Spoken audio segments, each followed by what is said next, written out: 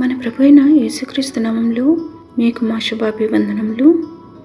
ఈరోజు దేవుని వాగ్దానము, వారు నాకు విరోధముగా చేసిన పాపదోషము నిలవకుండా వారిని పవిత్రపరుతును. వారు నాకు విరోధముగా చేసిన దోషములన్నిటినీ, తిరుగుబాటులన్నిటినీ క్షమించదను. భోజనులందరి ఎదుట వారు నాకు ఇష్టమైన పేరుగాను, స్తోత్ర కారణముగాను, ఘనతాస్పదముగాను ఉందురు.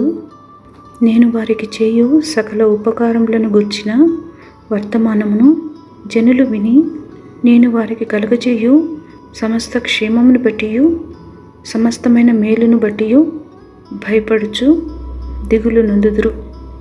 ఇర్మియా 33వ అధ్యాయము 8-9 వచనాలు.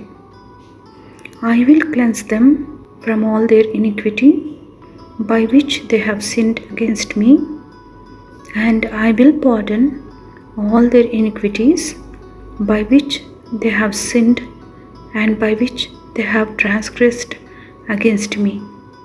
Then it shall be to me a name of joy, a praise, and an honor before all nations of the earth, who shall hear all the good that I do to them. They shall fear and tremble for all the goodness and all the prosperity that I provide for it. Jeremiah chapter 33 verses 8 and 9. ప్రార్థన. ప్రేమగల తండ్రి, సమస్తమైన మేలును క్షేమమును మాకిచ్చి మరొక దినములోనికి నడిపినందుకై వందనాలు. నమ్మదగిన దేవుడవై, మాకు సహాయకుడవై ఆదుకుంటున్నందుకు మా వందనాలు.